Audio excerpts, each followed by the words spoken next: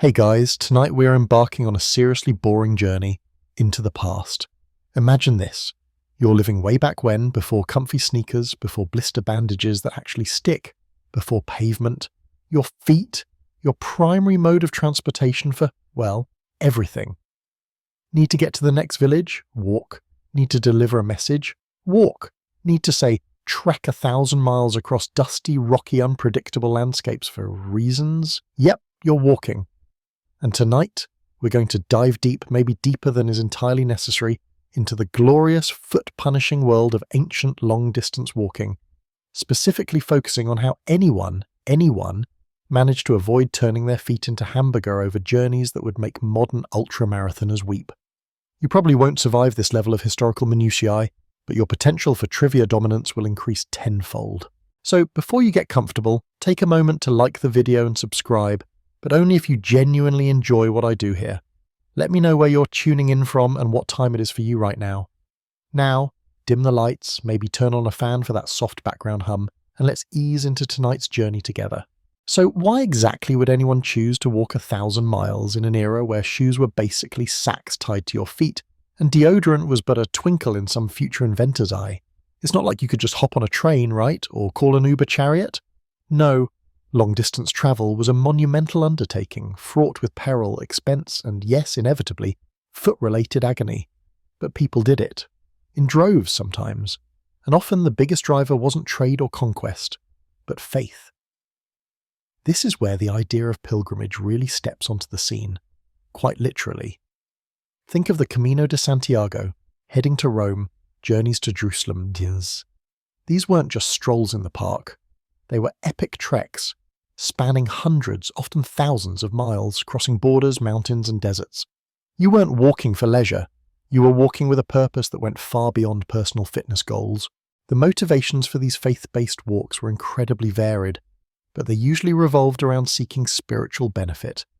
Maybe you were trying to gain divine favor, washing away sins like leaving dirty dishes in the sink for 3 days straight, ancient equivalent pending historical research.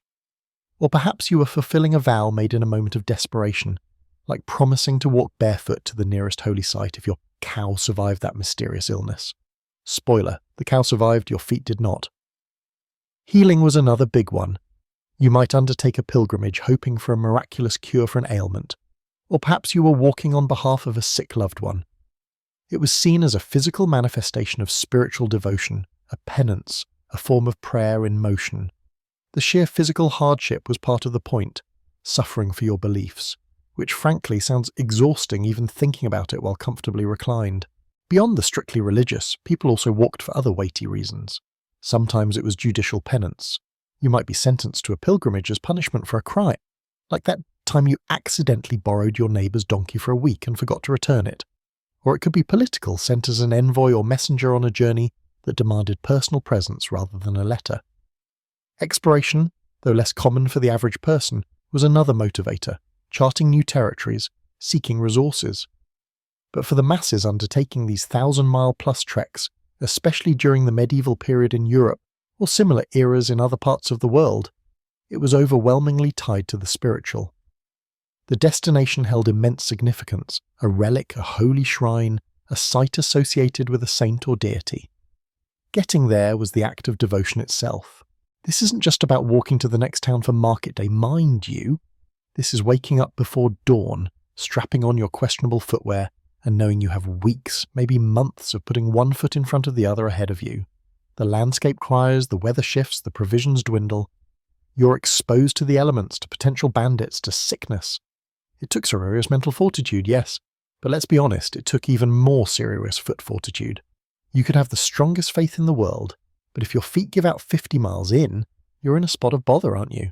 So while the spiritual quest was the why, the how involved an almost obsessive focus on the practicalities of staying mobile. Because a blister wasn't just a mild annoyance. It could be a journey ender, a spiritual setback, even a life-threatening issue if it got infected out in the wilderness far from any help. This brings us neatly to the central, arguably thrilling question of this entire historical deep dive. How did these ancient wanderers keep their feet from becoming a literal, unusable mess? It wasn't just about enduring pain, it was about active, preventative, and often ingenious, or frankly, bizarre foot care. They understood on a fundamental level that we, with our gel insert and breathable fabrics, might take for granted that the foot was the engine of their journey, and engine maintenance was paramount. Think about the sheer number of people who undertook these journeys. Mainstream historical fact coming at you. During the medieval period, the Camino de Santiago became incredibly popular, with estimates suggesting hundreds of thousands, possibly even 1 million pilgrims, making the trek to Santiago de Compostela in Galicia, Spain, over the course of a single century.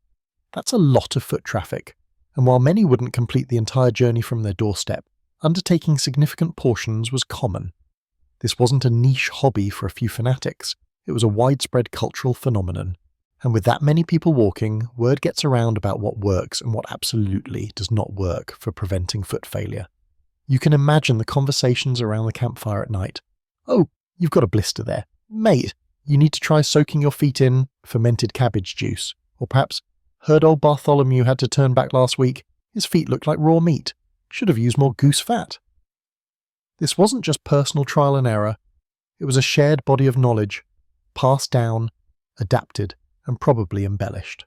Now, a quirky or fringe tidbit for you. While most pilgrims were seeking spiritual enlightenment or fulfilling vows, some historians suggest that for a small number, the pilgrimage also served as one of the only socially acceptable reasons for someone of lower status to travel widely, potentially seeing new lands, escaping difficult circumstances, or even engaging in a bit of trading along the way. It offered a brief, sanctioned period of mobility and relative freedom that wasn't otherwise available. So maybe not all 1,000-mile walks were purely for the soul. Perhaps a few were just for the scenery, a bit of adventure, or a quick side hustle. Walking for God and maybe picking up some artisanal cheeses along the way. Historians still argue whether the primary motivation for the explosion of pilgrimage was genuine, fervent piety, a practical desire for healing and absolution in an age of high mortality, or if economic factors surrounding the pilgrimage routes like inns, markets, and guides played a significant role in encouraging travel. It's probably a mix of everything, isn't it? Human motivations are rarely simple, especially when they involve walking the equivalent of London to Rome. Whatever the ultimate why, the unavoidable how involved feet and lots of miles. The next step in our journey is to look at what these people were actually wearing on their feet, because, spoiler alert, it wasn't Gore-Tex hiking boots. And yes, you're right. Stepping back onto the dusty ancient path, the first thing that strikes you, after the bracing smell of body odour and questionable local livestock, is the footwear. Or perhaps the lack of footwear in some cases. Forget your memory foam insoles, your arch support, your breathable mesh uppers, and that satisfying bowing you get from modern running shoe tech. Medieval pilgrims were working with different materials and different expectations. Your typical foot covering on a 1,000-mile trek back then was, shall we say, rudimentary. You might be wearing simple turn shoes. These were leather shoes where the upper was stitched to the sole, inside out and then turned right side out. Sounds neat, like a magic trick for shoemakers, but the resulting seam on the sole could be surprisingly prominent and not exactly designed for absorbing shock or preventing friction over prolonged periods. Think wearing slippers made of old belts, if that helps paint a picture. Materials were generally animal hides, leather mostly. It could be stiff, it could be thick, and when it got wet, it stayed wet for ages, turning your foot into a prune inside a soggy rubbing torture device. When it dried out, it could become stiff and brittle again, ready to crack or chafe with renewed vigour. There wasn't much by way of specialised tanning for flexibility or water resistance compared to today, so your protection against the elements on the ground was variable at best. Some might have worn boots, maybe a bit taller, offering a little more ankle support, which sounds helpful until you remember they were likely made of similarly stiff leather and probably laced up with bits of rope or leather thongs that might dig in or come undone at awkward moments. Imagine trying to retie a soggy leather thong knot in the pouring rain with numb fingers. Doesn't sound like a fun time. Then there were sandals, more common in warmer climates or periods, but offering minimal protection against sharp stones, thorns, or unexpected puddles of, let's not think about what might be in ancient puddles. And for the really penitent, or perhaps the truly misguided, some undertook parts of their pilgrimage, or even the whole thing, barefoot. On potentially Roman roads made of uneven stones, across fields littered with who knows what, through forests, and maybe even across streams. This, you can probably guess, was less about preventing blisters and more about actively inviting them, often alongside cuts, bruises, and potential infections. A quick, quirky or fringe tidbit. Walking barefoot was sometimes seen as a heightened act of humility and suffering, directly mirroring the path of Christ or other holy figures. It wasn't about comfort, obviously. It was about penance you could feel with every step. Beyond the primary foot covering, let's talk about what went inside these delightful contraptions. Socks, as we know them today, soft, elasticated, moisture-wicking wonders, simply didn't exist. You might have some form of foot wrapping. Picture strips of linen or wool cloth wound around your feet. This could offer some basic layer between skin and shoe, perhaps soak up a tiny bit of sweat, though moisture wicking was not in the vocabulary, and provide minimal padding. But keeping them from bunching up, slipping down, or generally becoming a source of friction themselves? That sounds like a constant battle. Historians still argue whether these foot wrappings were standard practice for anyone undertaking a long walk, or if they were more of a regional thing, or perhaps only used by those who could afford the extra cloth. It's hard to tell from fragmented records and archaeological finds. What we do know is that the concept of a dedicated sock layer was far from the universal comfort-driven item we rely on today. And the fit? Well, mass-produced standardized sizing was centuries away. Your shoes were likely handmade. If you were lucky, they were made by a competent cordwainer, a shoemaker who works with new leather, who took some measurements. If you weren't so lucky, maybe they were off the rack from a market stall, or perhaps even repaired hand-me-downs.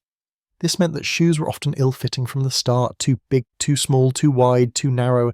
Any of these could turn a long walk into a swift descent into foot misery. Mainstream historical fact alert. Unlike modern shoes which have distinct shapes for the left and right foot from the moment they are made, many medieval shoes, especially simpler styles, were made straight. The shoe would supposedly mold to the wearer's foot over time, distinguishing itself as left or right through repeated wear. While this sounds fascinatingly organic, it also meant the break-in period was likely excruciatingly painful, involving significant pressure and friction as your foot wrestled the shoe into submission, or more likely vice versa. Imagine buying a pair of identical shoes and having to wear them until your feet decided which one was for which side. Sounds like a recipe for blisters number 1, 2, and 3, doesn't it? Maybe that's why they needed all these other weird remedies we'll talk about. The ground you were walking on also played a huge role, and it wasn't always forgiving asphalt or smooth gravel paths. You were navigating potentially rough tracks, muddy trails, rocky hillsides, uneven cobblestones in towns, and sometimes just open country. Every change in surface presented a new challenge to your feet and your inadequate footwear. A smooth path might feel like a temporary reprieve, but the persistent rubbing inside your ill-fitting shoe was still doing its work. A rocky patch could bruise your sole right through the thin leather. Mud could get inside, mixing with sweat and dirt to create a grinding paste. So you're dressed in rough spun cloth, carrying your meagre belongings, maybe clutching a walking staff, and your feet are encased in potentially ill-fitting, non-breathable, minimally padded leather sacks, perhaps with some linen strips wrapped around them. The journey stretches out ahead. It's not just miles, it's miles of relentless friction, impact, and exposure. It makes you appreciate the sheer, bone-deep exhaustion and discomfort that was a constant companion on these journeys, even without factoring in the spiritual or external dangers. It's enough to make you want to lie down and never get up, which conveniently is exactly what we're doing here. The fact that people undertook these journeys repeatedly, sometimes annually, or that some individuals managed to walk thousands upon thousands of miles in their lifetime for various purposes is frankly astonishing when you consider the gear they had. It wasn't just about enduring the pain of blisters when they appeared. It was about a proactive, multifaceted approach to trying to prevent them from forming in the first place. Because once a bad blister set in, especially in such unsanitary conditions, it wasn't just a matter of limping along. It could lead to infection, debilitating pain, and force you to abandon your pilgrimage altogether. A truly catastrophic outcome for a journey of such importance. The next step in understanding how these ancient hikers avoided becoming walking blister factories is to delve into the preparatory measures they might have taken before even setting off. Because putting on those charming medieval shoes and hitting the road required more than just courage and a prayer. It required some serious foot conditioning and preparation, or at least what they thought was serious foot conditioning and preparation. Stepping back a bit, before your foot even touches the ancient, often less than smooth ground of a pilgrimage route, there was the crucial and frankly probably quite painful phase of preparation. You didn't just wake up one Tuesday, decide you fancied a 1,000-mile stroll, and lace up some brand new stiff-as-a-board leather shoes. Well, maybe some foolhardy souls did, but they likely didn't make it very far before their feet resembled raw hamburger. For those who had any sense, preparation was key, and it started with your feet themselves. Modern hikers might get pedicures, don't judge it's about foot health, or use special creams, but your approach was more rustic. The idea was to toughen up the skin, think calluses, but strategically built. How did you do this? Often by simply walking, a lot, around your home village, in the fields, maybe even deliberately walking barefoot on rough ground to build resilience. It sounds counterintuitive when we're talking about preventing skin damage, but the logic was that thicker, tougher skin would be less prone to tearing or rubbing raw. It was a brute force method of conditioning. Imagine spending weeks or months deliberately subjecting your feet to discomfort just to get them ready for more discomfort. It's like training for a marathon by running uphill both ways blindfolded. You're building strength, sure, but also testing your pain tolerance from the get-go. Alongside hardening your feet, there was the equally important and arguably more immediate agony of breaking in your footwear. Remember those stiff, straight-lasted leather shoes we talked about? They weren't designed for immediate comfort. You had to wear them. A lot. Around the house, doing chores, short walks, every step was a battle between the rigid leather and the delicate structure of your foot. Pinches, rubs, pressure points, they were all part of the initiation rite. There weren't fancy shoe trees or stretching sprays. Maybe you'd stuff them with damp rags overnight, or perhaps try warming the leather by the fire. Carefully, you didn't want to cook your shoes, or worse, yourself, before wearing them to make it a little more pliable. But mostly it was just wear and tear. Your wear, their tear, on your skin. Mainstream historical fact. This break-in process was so integral that people often acquired their pilgrimage shoes months in advance, specifically to subject them to this preparatory torment before the actual journey began. It wasn't just about having the shoes, it was about making the shoes slightly less hostile entities on your feet. And even with all this preparation, the first few days, maybe even the first week or two of the actual pilgrimage were still incredibly challenging. Your feet, even if somewhat hardened and encased in slightly less murderous shoes, were suddenly subjected to relentless all-day pounding on varied terrain, carrying weight. This is when those initial hotspots would appear, the sneaky little areas of friction that promised full-blown blisters if ignored. Early-stage care on the road was basic but critical. The moment you felt a persistent rub, you were supposed to stop and address it. Ignoring it was just asking for trouble. What did you do? You'd likely take off your shoe, examine your foot, maybe you'd try to adjust your foot wrapping, pull it tighter here, loosen it there. You might try to smooth down a rough seam inside the shoe.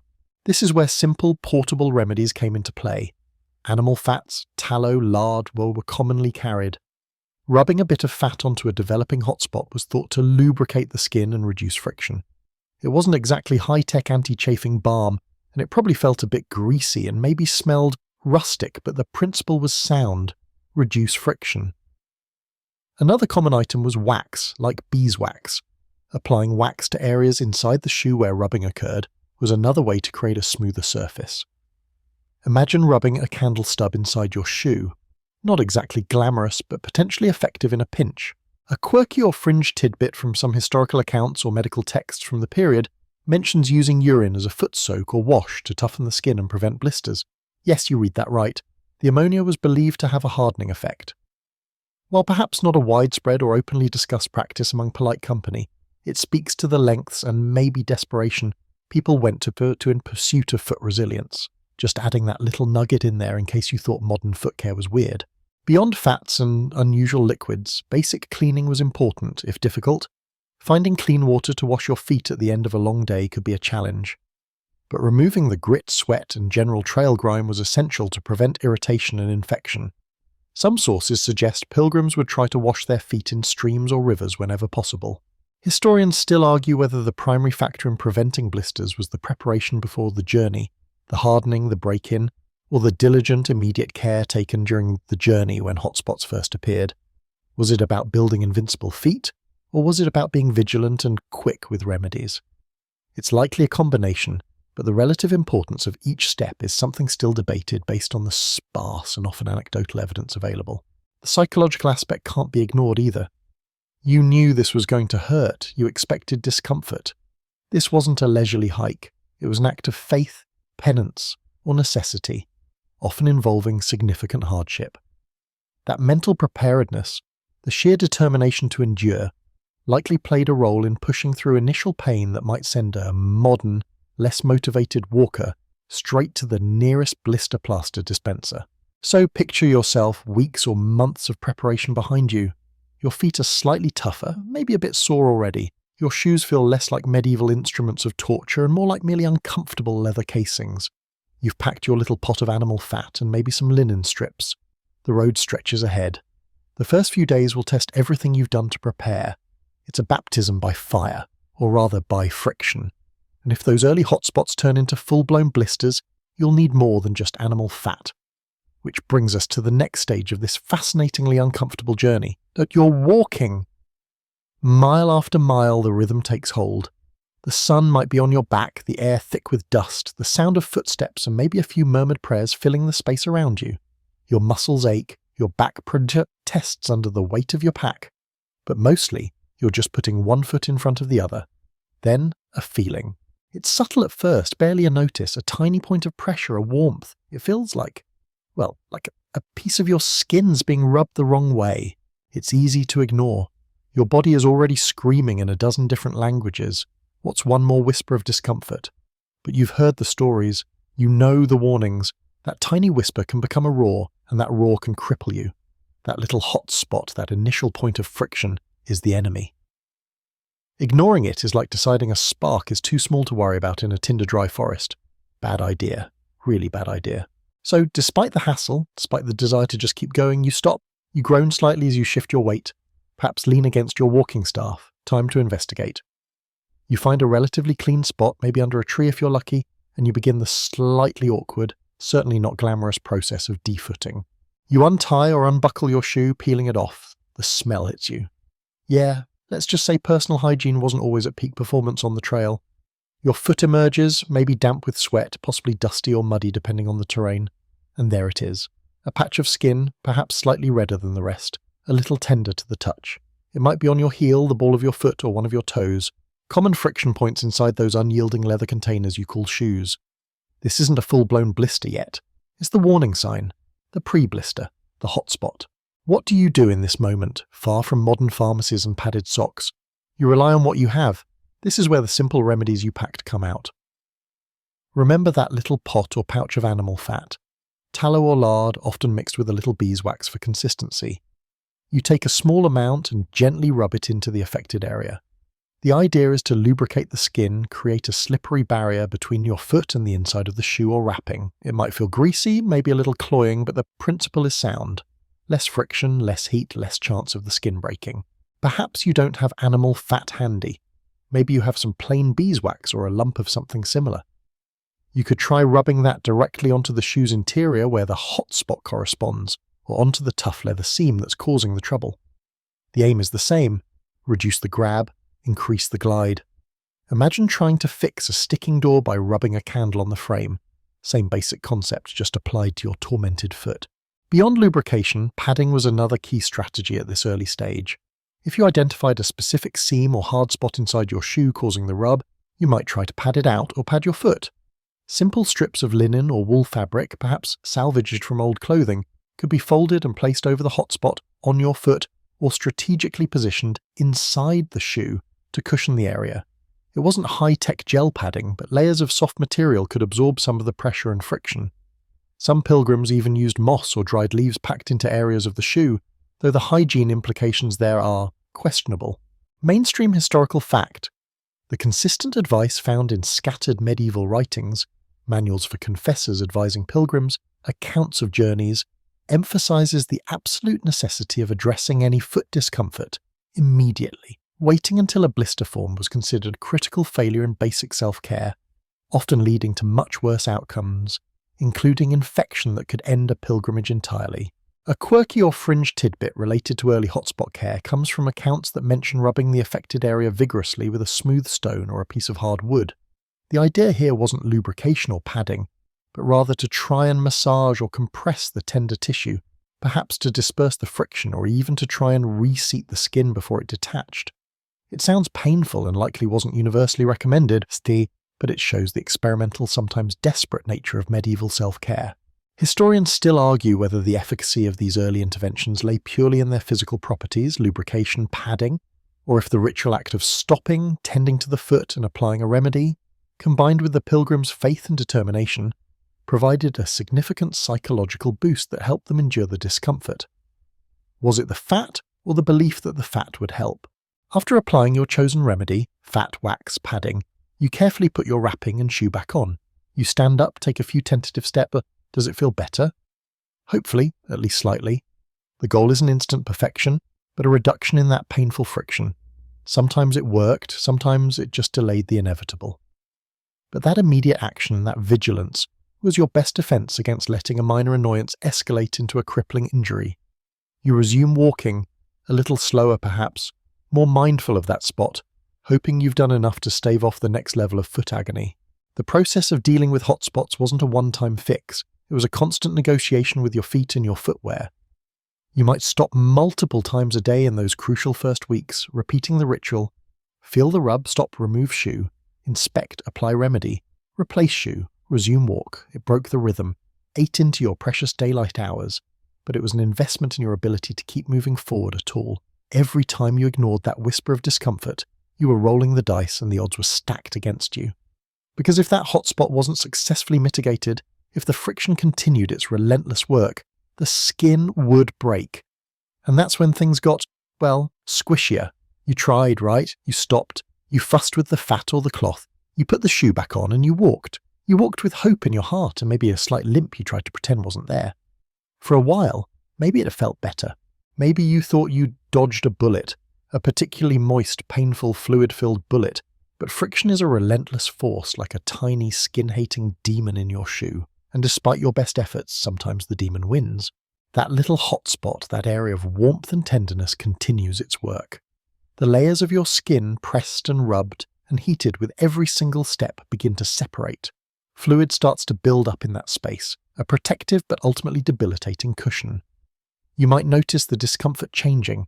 It's no longer just a rub, it's a distinct localized pressure.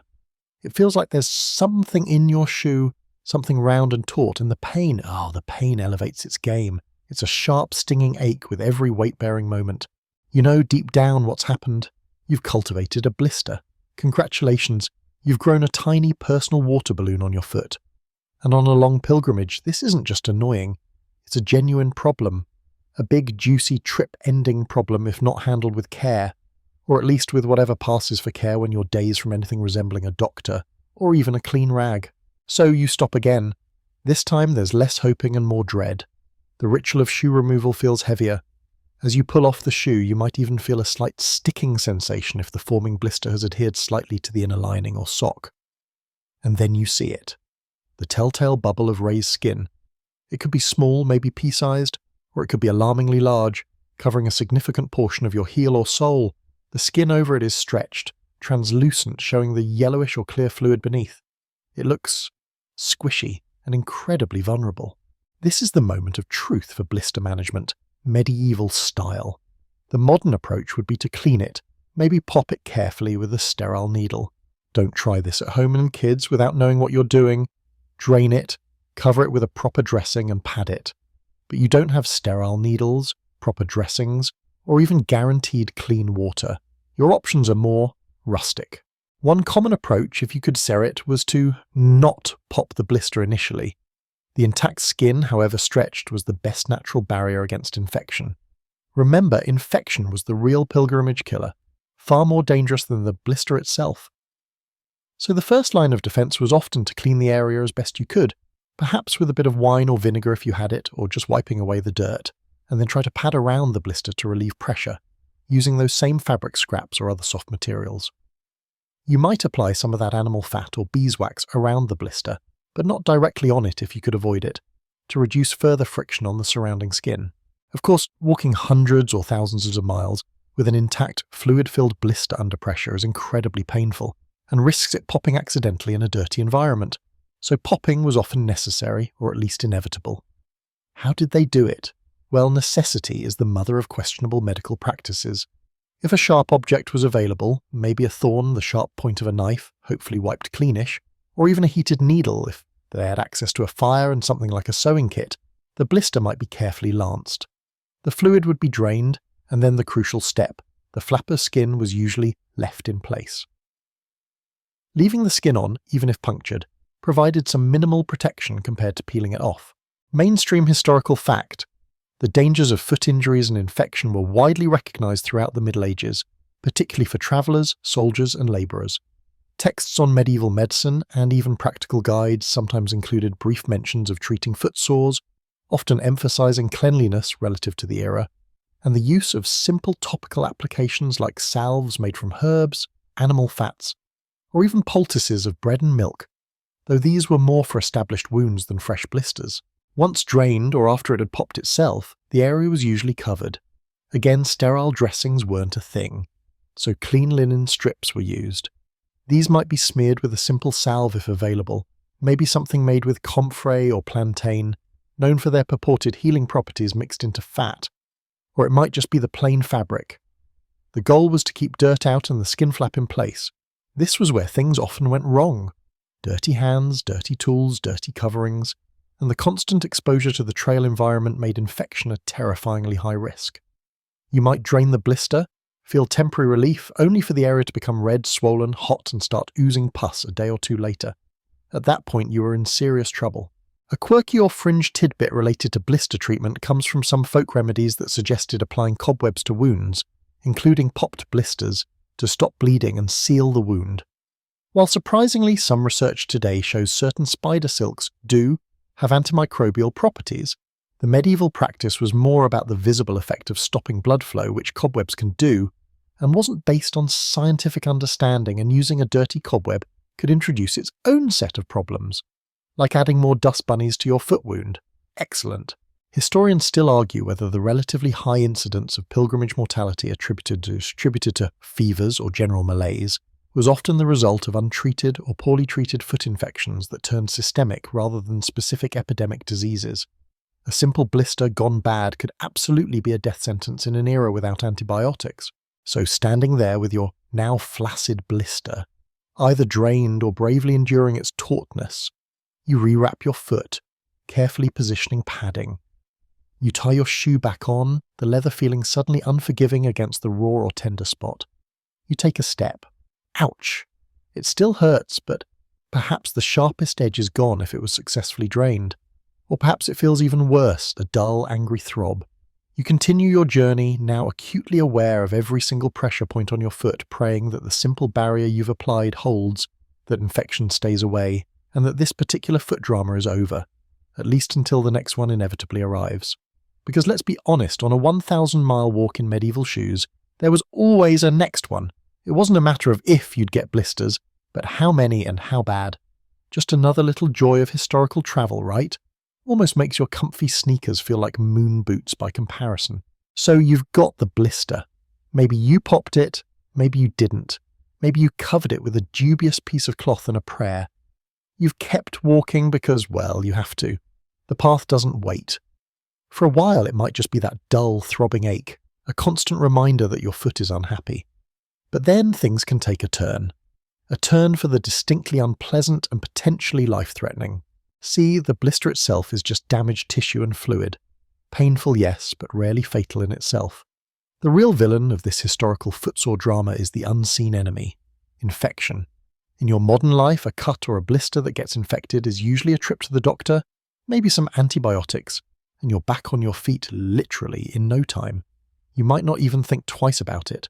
But for a medieval pilgrim miles from anywhere, with limited hygiene and even more limited medical knowledge or supplies, an infected blister was a ticking time bomb. You might start to notice the area around the blister changing. That redness you saw before, it's spreading. And it's no longer just a pink flush. It's a deeper, angry red, maybe with streaks radiating away from the wound, like a terrible map of misery spreading up your leg. The warmth you felt earlier is turning into heat, a localized furnace where your foot should be a normal temperature. And the swelling? Oh yes, the swelling joins the party. Your foot starts to feel puffy, tight, like it's trying to escape its own skin. The pain sharpens again, becoming a relentless burning or gnawing sensation that no amount of shifting weight or gritting your teeth can alleviate. It might keep you awake at night, adding exhaustion to your growing list of woes. And then comes the pus, that thick, often yellowish or greenish discharge that oozes from the wound, sometimes with a foul smell that you desperately try to ignore. This is your body's attempt to fight the invaders, but without backup, it's a losing battle. If the infection continues to spread, you might start feeling unwell all over. Chills rack your body even if the sun is beating down. A fever sets in, leaving you weak, dizzy and disoriented. Your lymph nodes, particularly those in your groin, might swell and become tender. Nature's way of showing you the infection is spreading through your system. This is the point where the situation moves from agonizing inconvenience to a genuine medical emergency, medieval style. No ER, no IV fluids, no broad-spectrum antibiotics are coming to save you. Mainstream historical fact. While germ theory wasn't understood until centuries later, medieval physicians and healers did observe that wounds, especially those that were deep or dirty, could lead to systemic illness and death. They attributed this to various theories, such as imbalances of humours or the influence of bad air, miasma, but they recognized the connection between a wound and subsequent widespread sickness. They might try to draw out the infection with poultices or even cauterize wounds, but their understanding of preventing microbial growth was essentially non-existent. Imagine trying to walk another mile, let alone hundreds, with a foot that is red, swollen, oozing and radiating heat, while you're shivering with fever. Every step is agony, each weight-bearing moment sending shockwaves of pain up your leg. Your boot, which was your enemy before, is now a torture device, rubbing against the inflamed skin, potentially pushing bacteria deeper into the wound. Taking it off offers little relief. The air might feel like fire on the raw or infected skin. You're trapped between the need to rest and heal and the compulsion of your pilgrimage vow that demands you keep moving towards your sacred destination. It's enough to make you want to just curl up by the side of the road and give up. And sadly, many did. A quirky or fringe tidbit about medieval wound care involves the use of animal dung. Yes, you heard that right. In some folk remedies, animal feces were applied to wounds, sometimes mixed with other substances. The belief might have been related to warmth or perhaps just desperation and a lack of alternatives. Needless to say, applying material literally teeming with bacteria to an open wound was, shall we say, counterproductive. It was an express train to Infectionville. You thought walking 1,000 miles was tough. Try doing it with cow manure smeared on your septic foot. Talk about adding insult to injury. Historians still argue whether the medieval understanding of wound cleanliness and infection prevention was slowly improving throughout the period, or if practices remained largely static and reliant on superstition and ineffective folk remedies alongside the more formal but still limited medical knowledge of the time. Evidence from surgical texts suggests some practical knowledge of cleaning and wound closure, but this knowledge was often limited to trained practitioners and likely not accessible to the average pilgrim trudging along a muddy trail. The consequence of unchecked infection in the medieval era was grim. If the body couldn't fight it off, the infection would spread. Localized infection in the foot could turn into cellulitis. Tracking up the limb, it could lead to abscesses, deep pockets of pus requiring drainage. In the worst cases, it would lead to sepsis, a bloodstream infection where bacteria spread throughout the entire body. Sepsis is incredibly dangerous even today with modern medicine. In the Middle Ages, it was almost always fatal. Amputation was a last resort for severe spreading infections in limbs, but this was a brutal, often fatal procedure itself, carried out without anesthesia and with a high risk of further infection. So that little blister, seemingly insignificant at first, could realistically lead to loss of limb or loss of life. Puts your paper cut in perspective, doesn't it? The fear of this outcome would have been a constant unspoken companion for the pilgrim. Every ache, every twinge, every sign of redness would have triggered anxiety. You'd be constantly inspecting your feet, the smell of sweat and dirt mixed with the potentially sickening odour of developing infection. You'd be hoping against hope that your makeshift bandaging was doing something, that the local healer you saw offered genuine help and not just snake oil, or actual snake, you never know. It adds a whole extra layer of psychological burden to an already physically grueling journey. Blisters were expected. Death by blister was the silent dread. Just another reason why your cushioned, breathable hiking socks are basically a superpower compared to what these folks dealt with. Okay, so you've got this potentially deadly foot situation unfolding, maybe battling fever and oozing wounds, all stemming from a little rub. And much of that initial rub, that spark that lit the whole unfortunate fire, came down to what you were actually wearing on your feet. While you might be picturing sturdy leather boots like some fantasy hero, the reality for your average medieval pilgrim was often far less glamorous and infinitely more uncomfortable. Think about your favourite pair of walking shoes today. They're probably lightweight, breathable, flexible, with cushioned soles, arch support, maybe even Gore-Tex if you're fancy. They are designed to move with your foot, absorb shock and minimise friction. Now forget all of that. Wipe that image clean. Because medieval footwear for the common person, especially those undertaking a long arduous journey, was simpler, and not in a good minimalist way. More in a this piece of hide is shaped vaguely like a foot kind of way. The most common type of shoe you'd likely be wearing on your pilgrimage was something called a turn shoe. Picture this. A single piece of leather is sewn together inside out using a simple seam. Then it's turned right side out. This creates a soft, flexible upper, which sounds nice, right? Except the sole was also just soft leather. No rigidity, no support, nothing between your foot and whatever sharp rock, frozen mud, or questionable puddle you were stepping into. The seams were often on the inside, right where they could rub and rub and rub against your tender skin with every single step. And remember how we talked about the lack of socks, or socks made of scratchy wool? Yeah, now imagine that directly against an inward-facing seam, inside a piece of slightly damp untreated leather. Blister Central, population U. Another option, perhaps slightly sturdier, but equally terrible for long distance, might be a clog. Carved from wood, sometimes with a leather upper attached, clogs offered protection from ground hazards but zero flexibility or cushioning. Walking miles in essentially wooden boxes strapped to your feet? Sounds less like a pilgrimage and more like self-flagellation by footwear. Every step would be a rigid, unyielding impact, sending vibrations up your leg and creating hotspots where your foot pressed against the hard, unyielding wood. You can practically hear the blisters forming just thinking about it. Mainstream historical fact. Medieval shoemaking, particularly before the late Middle Ages, often involved constructing shoes without differentiated left and right feet. Shoes were made on a straight last, meaning the same shape was used for both feet. They would only conform slightly to the individual wearer's foot over time, and only if they were worn consistently. This lack of specific shaping meant an inherent poor fit for one foot, if not both, leading to increased rubbing and pressure points right from the start. Your feet had to do all the work of trying to make the shoe comfortable, rather than the other way around. The leather itself was often the issue. Tanning processes were less sophisticated than today, and the leather might be stiff, unevenly treated, and prone to hardening when wet and drying stiff. Imagine your shoes getting soaked crossing a stream, then drying into rigid, foot-shaped torture devices, and if the leather wasn't properly prepared, residual chemicals or even hair follicles could be left embedded, adding more irritants rubbing against your skin. Sometimes raw or minimally treated hide might even be used, which would be incredibly stiff and prone to rotting.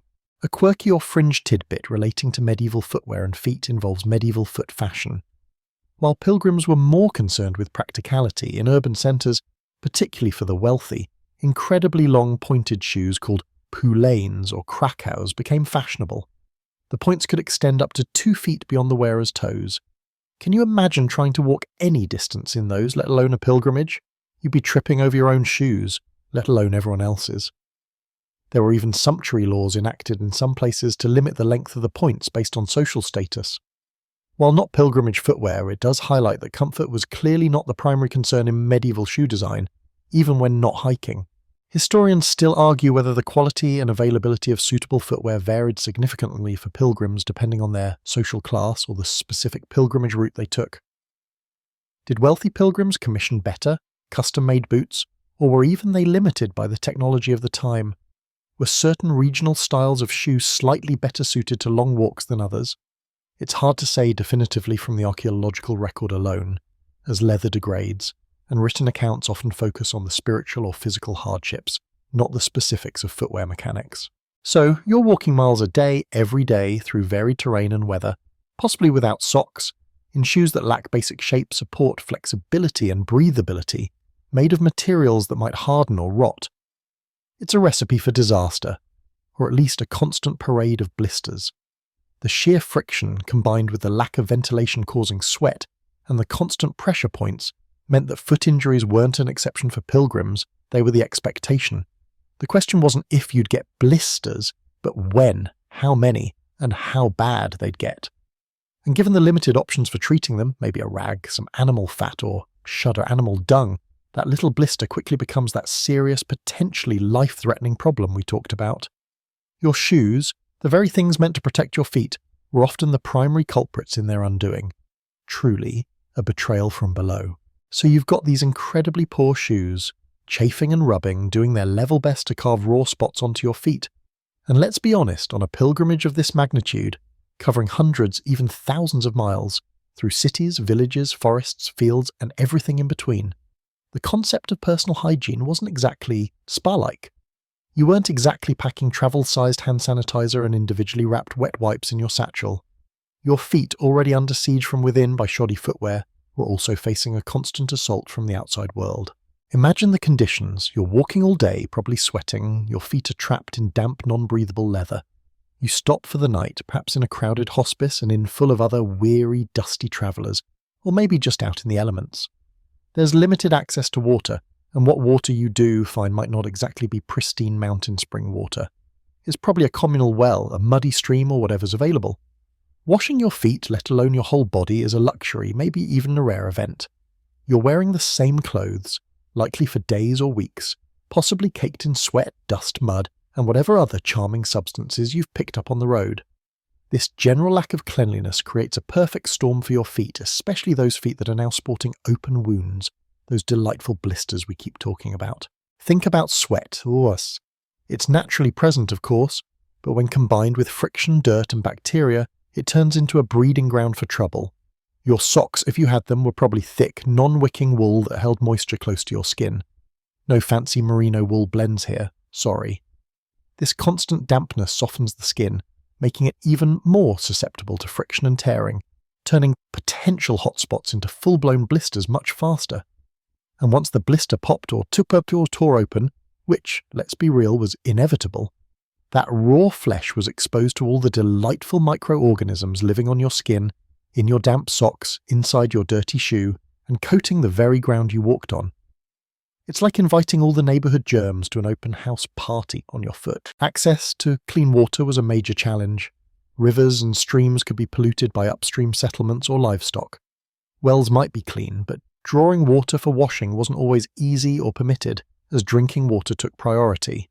Soap, as we know it today, wasn't widely available or used for everyday personal washing by the common person. Simple lye-based soaps existed but were often harsh and used more for laundry or industrial purposes. So, washing your feet might mean rinsing them off in a dubious stream or just scraping off the worst of the mud. Effectively cleaning and sanitizing an open wound? That was a whole different, much harder ballgame. Maybe you just patted it with a questionable cloth and hoped for the best. Walking miles a day also meant constant exposure. Your feet weren't just getting dirty from the ground, they were literally in the dirt, dust and mud for hours on end. Every crack in your shoe, every gap where the upper met the sole was an invitation for grit and grime to enter and set up shop. And this isn't just benign dust, it's dust mixed with animal waste, decaying organic matter, and whatever else got trodden into the medieval roadways. This particulate matter acts like sandpaper inside your shoe, increasing friction, while also introducing more bacteria directly onto injured skin. It's a terrible feedback loop. Bad shoes cause damage, dirt gets in the damage, moisture keeps it damp, bacteria multiply, infection sets in. Simple, like a really gross recipe. Mainstream historical fact, general personal hygiene standards in medieval Europe were significantly different from modern norms. While some people, particularly monks or the wealthy, might have had access to baths, regular full-body washing for the common person was infrequent, often done seasonally or before major religious festivals. Washing hands and face might be more common, but feet, hidden away in shoes and constantly exposed to dirt, received far less attention. Communal living spaces like pilgrimage hospices could also be crowded and lacked modern sanitation, contributing to the spread of germs and making it difficult to maintain personal cleanliness. A quirky or fringe tidbit related to medieval foot hygiene involves the use of urine. Yes, you read that right. In some medieval contexts, aged urine, which contains ammonia, was used as a cleaning agent for textiles due to its detergent properties. While perhaps not commonly applied directly to pilgrim feet, the concept highlights the different, and to modern sensibilities rather unpleasant cleaning methods that were sometimes employed due to limited resources. Imagine trying to sterilize a blister with, well, you get the picture. Might make you rethink your life choices right there. Historians still argue whether specific regional pilgrimage routes or institutions offered better facilities for hygiene, such as washing areas or clean water sources, than others. Did certain hospices funded by wealthy patrons provide better amenities for pilgrims to clean themselves and to tend to their feet? Or were conditions universally basic, leaving individual pilgrims largely to their own devices? Evidence is patchy, relying on scattered records and archaeological finds, making it hard to paint a complete picture of the variations in hygienic conditions encountered on different paths. So you've got blisters forming from your terrible shoes, and now these open wounds are living in a low-hygiene environment. The chances of infection skyrocket. Even a small, seemingly insignificant blister could quickly become inflamed, swollen, red, and start oozing pus. This wasn't just a painful annoyance, this was a serious medical problem. An infected foot could lead to cellulitis, abscesses, sepsis, and ultimately death, especially with limited access to effective antibiotics, which, surprise surprise, didn't exist yet. What started as a little rub became a potential death sentence, all thanks to the delightful combination of poor footwear and, shall we say, rustic hygiene standards. Your feet, once again, were the battlefield, and the enemy was everywhere, inside your shoes, on the ground, and even on your own skin. Sweet dreams, so your foot is a mess. It's red, swollen, probably weeping, and the pain is a constant throbbing companion with every step. Maybe it's even giving off a charming odour that makes you question all your life choices, especially the one where you decided walking across a continent in leather sacks was a good idea. And what do you do about this delightful medieval foot disaster? Well, you didn't exactly have urgent care clinics conveniently located every few miles along the pilgrimage route. You weren't pulling out a little tube of antibiotic ointment or slapping on a hydrocolloid bandage. Modern medicine, with its germ theory and miracle drugs, was centuries away from existing, quietly waiting for someone to invent microscopes and figure out that washing your hands before sticking them inside someone's body might be a good plan. Medieval medicine, especially for the common folk on the road, was a different beast entirely. It was a mix of practical herbal knowledge, superstition, religious faith, and whatever rudimentary skills someone nearby might possess. If you were lucky, you might encounter a local healer, perhaps a wise woman in a village, a monk in a monastery infirmary, or maybe just another experienced pilgrim who had dealt with similar issues before. But these weren't doctors in white coats with sterile equipment. They were working with what they had, which was often not much. The understanding of how infection started was non-existent by our standards. They didn't know about bacteria or viruses. They might attribute illness to imbalances in the body's humours, bad air, miasma, divine displeasure, or even witchcraft. So treating an infected wound wasn't about killing germs. It was about restoring balance, drawing out bad humours, or appeasing higher powers. This meant remedies could be varied. You might get a poultice made from mashed herbs, bread soaked in wine, or perhaps something far stranger and less appealing. They didn't understand a disinfection, so even if they applied something with some beneficial properties, the application process itself could introduce more contaminants. Imagine someone applying a healing salve with unwashed hands onto your open, pus-filled wound, then wrapping it in a strip torn from their own sweaty tunic. Yeah, maybe the infection was the least of your worries. Pain relief was also minimal. Opium and its derivatives were known in some forms, but certainly not readily available to every limping pilgrim. Alcohol might dull the senses temporarily, but also dehydrate you and potentially interact poorly with whatever other remedies you were attempting. Mostly you just gritted your teeth and tried to hobble forward, maybe praying a lot. The sheer grinding discomfort must have been overwhelming, turning a spiritual journey into a relentless physical agony step by painful step. Let's talk about some of these potential treatments. Herbal remedies were probably the most common. You might find someone recommending crushed plantain leaves known for their soothing and supposedly drawing properties. Or maybe comfrey, nicknamed bone knit, which was used for healing wounds and fractures, though its efficacy for deep infection was questionable at best. Willow bark containing salicin, a precursor to aspirin, might offer some minor pain relief, if you could manage to chew enough of the bitter stuff. But combining the right herbs, preparing them correctly, and applying them effectively to a nasty oozing blister. That required knowledge you might not possess, and ingredients you might not find in the middle of nowhere. Animal products also featured in medieval remedies. Spiderwebs were sometimes used to staunch bleeding, a practice with some folk wisdom truth. They can help clot, but definitely not sterile. Animal fats might be used as bases for salves, though rancid fat probably wasn't doing your wound any favours. And then there are the truly eyebrow-raising concoctions found in some historical medical texts. Think poultices involving animal dung, urine, remember that from hygiene discussion, or even stranger things. The line between folk medicine, superstition, and sheer desperation was very blurry.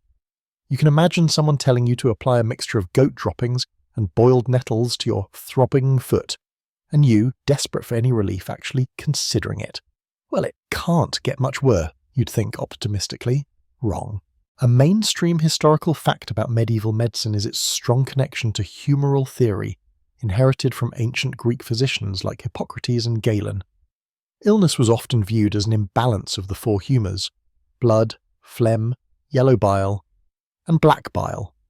Treatments aimed to restore this balance, perhaps through bloodletting, definitely not helpful for an infected wound, purging or dietary changes, rather than directly targeting the localized infection itself.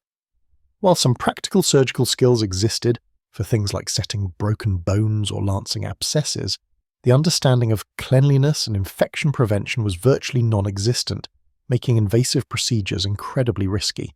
A quirky or fringe tidbit often found in medieval medical texts involves sympathetic magic, or treatments based on appearances. For instance, using a yellow herb to treat jaundice or a remedy derived from a fast-moving animal to cure sluggishness. For wounds and blisters, some remedies involve tying objects to the body or reciting incantations, believing that the power lay in the ritual itself rather than the physical properties of any applied substance.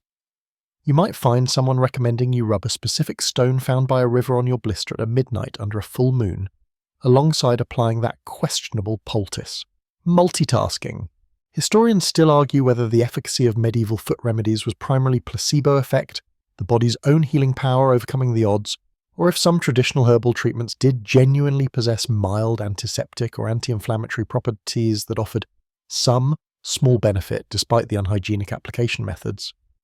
Were some local healers genuinely skilled, passing down effective empirical knowledge, or was it mostly hit-or-miss guesswork driven by tradition and faith? It's hard to know for sure without controlled trials, obviously not possible, and relying on often vague or anecdotal historical accounts. So you had a deeply painful infected foot miles from anywhere with a reliable help, relying on potentially useless or even harmful remedies, all while still needing to walk. The decision point for many pilgrims wasn't just, should I rest, but can I physically take another step without collapsing or risking losing this foot entirely? A severe infection could quickly become gangrenous, requiring amputation, a procedure that was excruciatingly painful, had a terrifyingly high mortality rate due to shock and infection, and would certainly end your pilgrimage permanently, if not your life. Suddenly, that little blister doesn't seem so boring after all, does it? So your foot is a disaster. Weeping, swollen, throbbing, maybe radiating waves of charming odour that could curdle milk at 50 paces.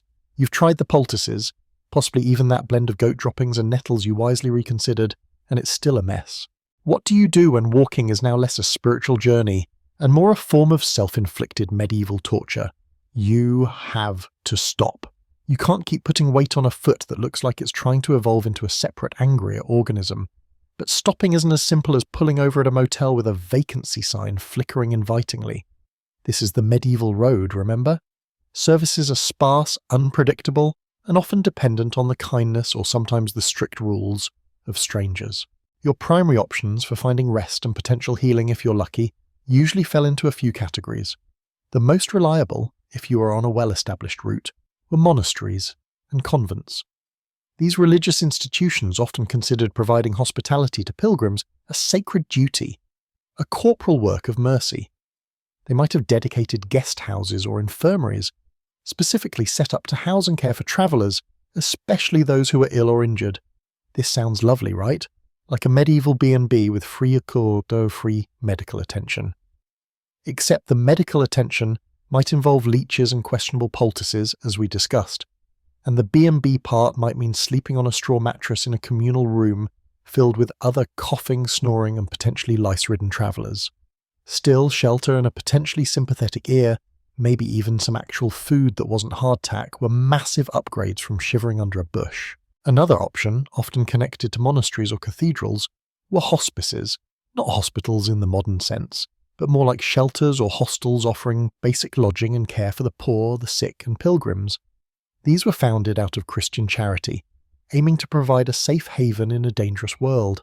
Some were large and well-funded, others were tiny, barely more than a single room attached to a church. The quality of care and comfort varied enormously. You might get a clean bed and a simple meal, or you might find yourself crammed into a corner with 20 other smelly, tired people sharing whatever ailments they were carrying. And the care for your foot? Again, expect herbal remedies, maybe a prayer, and likely a lot of hoping for the best. Don't expect a sterile environment or skilled surgical procedures. Getting your wound cleaned might involve unboiled water and a rough cloth. Then there was the kindness of strangers relying on the charity of laypeople in villages and towns. Some wealthy individuals or even ordinary families might offer lodging to pilgrims out of piety. This could range from being invited into their home to sleeping in their barn. While potentially more personal, it was also less reliable and perhaps a bit awkward. Imagine trying to explain your oozing foot wound to a peasant family who barely has enough to feed themselves, hoping they don't just see you as a burden or a potential source of contagion. You'd be relying entirely on their good nature and limited resources, and you definitely weren't getting a private room with an ensuite. The barn might actually be the more private option, though potentially shared with farm animals who charmingly don't care about your foot problems but might step on it. And finally, the least appealing option, sleeping rough. Finding a sheltered spot by the side of the road in a forest or in an abandoned structure. This offered no protection from the elements, wild animals, or less wild but equally troublesome bandits, and certainly no medical care. Trying to heal a wound on damp, cold ground while constantly exposed to dirt and insects? Not exactly conducive to recovery. Your blister, already angry, would likely just get worse, increasing your risk of serious infection or gangrene. It's the kind of situation that makes you nostalgic for that slightly too firm straw mattress in the monastery guest house. Finding one of these places required knowing the route, asking locals, or just sheer luck. You'd stumble into a village, limping badly, and have to make inquiries, hoping someone understood your dialect and was willing to help. There wasn't a medieval version of Google Maps highlighting pilgrim-friendly accommodations near you. It was all word of mouth, directional signs that might be weathered or confusing, and the occasional guide if you could afford one. A mainstream historical fact is that the system of monastic and hospice hospitality along major pilgrimage routes, particularly to Santiago de Compostela and Rome, was incredibly important for enabling people to undertake these arduous journeys. Without these networks of charity, many would simply not have been able to travel such vast distances, especially if they were poor or fell ill along the way. These institutions were vital social safety nets in a time with very little formal infrastructure. A quirky or fringe tidbit you might encounter in some records is the specific rules or even tariffs, though often symbolic or expected donations rather than fixed fees, that some hospices had for pilgrims. Some places would only offer hospitality for a set number of nights, say 3, regardless of how ill you were, to prevent people from becoming permanent residents. Others might require you to prove you were a genuine pilgrim, perhaps by showing your scallop shell badge, symbol of the Camino de Santiago, or a letter of recommendation. It wasn't always a free-for-all buffet of charity. There were often conditions and expectations attached. You couldn't just rock up, declare yourself a pilgrim, and expect unlimited room service and foot massages. Though honestly, even a single foot massage from someone who knew what they were doing would be heaven at this point. Historians still argue whether the primary motivation for providing pilgrim hospitality was purely religious piety and genuine charity, or if there were also economic or social benefits for the institutions and communities involved. Did monasteries gain prestige and donations? Did towns along the route benefit from the flow of people, even if many needed charity? It's complex, likely a mix of factors, but for the limping pilgrim, the why was less important than the is there a bed and maybe someone who won't make my foot worse. So you find a place, perhaps a noisy, crowded room in a hospice. You take off your boot, wince at the sight and smell of your foot, and try to explain your plight to someone who might offer a remedy. Maybe it helps a little, maybe it doesn't. The real question becomes, how long do you stay? You came here for a purpose, a spiritual goal at the end of 1,000 miles. Every day you spend recuperating is a day lost on the path, a day you're not getting closer to your destination. But pushing on too soon could cripple you permanently. This is the agonizing decision many pilgrims faced. Do you risk further injury and potential failure by pushing through the pain fueled by faith and determination? Or do you pause, potentially for days or even weeks, hoping your body can heal enough to continue, knowing you might not catch up to your companions or might run out of time or resources? It's a brutal trade-off between piety and practicality, faith and the very physical limits of your protesting flesh. That nagging pain isn't just physical, it's a constant reminder of the miles ahead and the precariousness of your ability to cover them. Sleep tight thinking about that. So you found a temporary haven, perhaps a crowded room in a hospice, the air thick with the scent of unwashed bodies, stale straw, and maybe the faint, unsettling aroma of whatever concoctions are being brewed up for the sick. Your foot, having dictated this unscheduled stop, is now the star of the show, albeit a tragic weeping one. You've peeled off the soggy, probably blood-stained cloth you were using as a makeshift bandage, and the sight isn't pretty. The blister is likely broken, raw, angry, and potentially showing early signs of infection. Red streaks starting to creep up your ankle, perhaps, or a throbbing heat radiating outwards. This is where medieval medicine, such as it was, steps in. Get ready for a crash course in the remedies that would make your modern GP faint. Healing in the Middle Ages wasn't exactly the sterile, evidence-based practice we know today. It was a blend of herbal lore, ancient texts, often misunderstood or mixed with superstition, religious belief, and sheer guesswork. For something like a nasty foot wound, you weren't getting antibiotics, antiseptics, or even clean bandages that weren't ripped from someone's questionable undergarments. Your treatment options were creative, let's say. The most common approach involved poultices and washes made from herbs. People had a deep knowledge of local flora and what various plants were traditionally used for. For wounds and inflammation, you might get a poultice made from crushed plantain leaves, sometimes mixed with flour or bread to make a paste. Plantain was widely believed to have drawing and healing properties. Or perhaps comfrey, known colloquially as bone knit, because it was thought to help mend broken bones, but also used for soft tissue injuries. These herbs would be pounded into a mush, warmed, and then applied directly to your oozing wound. Imagine the texture. Warm, green, possibly sticky, delightful. They'd be held in place with strips of linen or wool. Washes were also common, often involving boiled herbs strained into water. Chamomile, known for its soothing properties, might be used, or perhaps something like yarrow, which was thought to help stop bleeding. You might be instructed to soak your foot in this lukewarm, cloudy liquid, or have it dabbed onto the wound. It sounds relatively harmless, right? Until you consider the water itself might be drawn from a river downstream from where everyone just did their laundry or disposed of their waste. Hygiene was more of a philosophical concept than a practical reality for most. Beyond the relatively sensible herbal remedies, things could get weirder. Animal products were often incorporated into treatments based on folk belief or the principle of like treats like. Animal fat or suet might be used as a base for ointments, which, while potentially moisturizing, also sealed in any existing bacteria. Then there were the truly baffling ones. Using cobwebs to stop bleeding was surprisingly common, the idea being their stickiness would help clot the blood. While cobwebs can have some natural antibacterial properties from the spiders themselves, applying a dirty cobweb to an open wound is generally not considered best practice by, say, modern surgical standards. Just a hunch. Some remedies sound like they were designed purely to test your faith, or perhaps punish you for something you did 3 villages back. Poultices involving animal dung, yes dung, were occasionally recorded, based on the idea that the heat generated by decomposition might help draw out infection. Let's just pause for a moment and fully appreciate applying warm feces to your raw, throbbing blister. Gives walk it off a whole new, much less appealing meaning, doesn't it? Other remedies involve salves made from urine, thought to be sterile, which, fresh it technically is, but then it touches everything else, or mixtures involving soot, ash, or even powdered stones. You might get an ointment made from pig fat mixed with lead powder. Turns out lead wasn't just bad for plumbing, it was apparently a star ingredient in medieval skin cream too. Who knew? Spoiler alert, it was very bad. Religious elements were also deeply interwoven with physical healing. Prayers, relics, holy water, and appeals to specific saints known for curing ailments like St. Roch, patron saint of plague and the sick, were as much a part of the treatment plan as any poultice. You might be given an amulet to wear, or asked to perform specific prayers or penances alongside applying your warm dung poultice. The healing wasn't just physical, it was spiritual too. Your blister wasn't just a patch of damaged skin, it might be seen as a trial, a test of your faith, or even a consequence of sin. This lack of sterile technique and reliance on sometimes bizarre ingredients meant that while some remedies might have offered minor relief or genuinely had some beneficial properties, honey for instance was recognized as healing and has natural antibacterial qualities, many were ineffective and some actively harmful.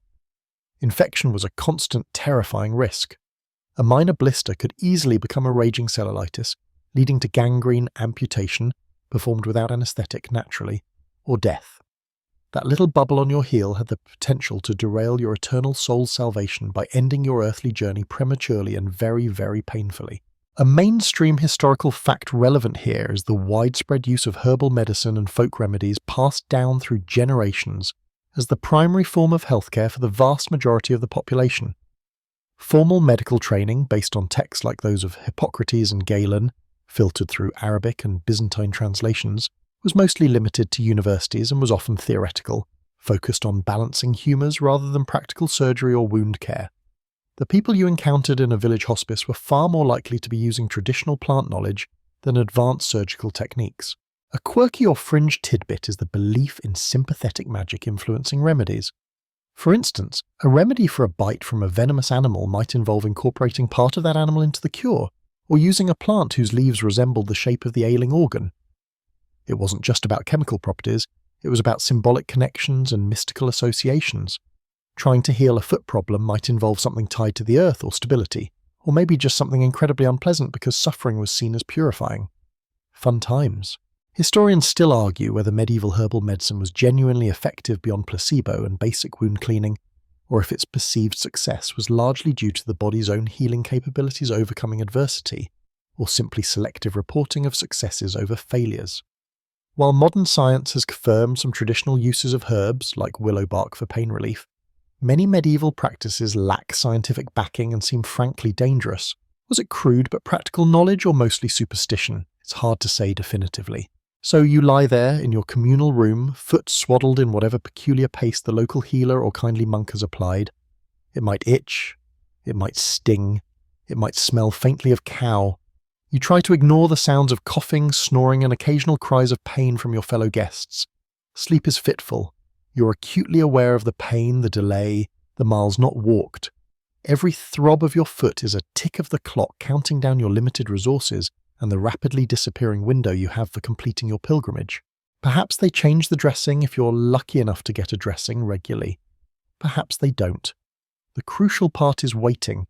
Waiting for the swelling to go down, waiting for the redness to recede, waiting for the raw skin to scab over, waiting for the throbbing pain to subside enough that you can contemplate putting weight on it again without immediately bursting into tears or inventing new curse words. Healing is a slow, messy business in the best of times, and these are decidedly not the best of times for sterile, rapid recovery.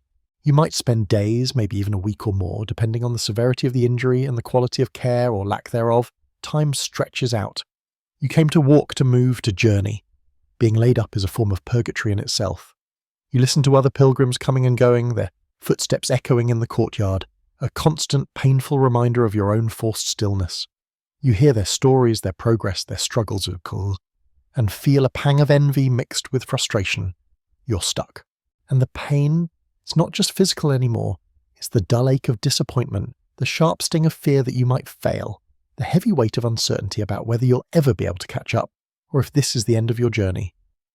Your blister, this seemingly small thing, has become a massive obstacle, a symbol of your vulnerability and the unpredictable nature of the road.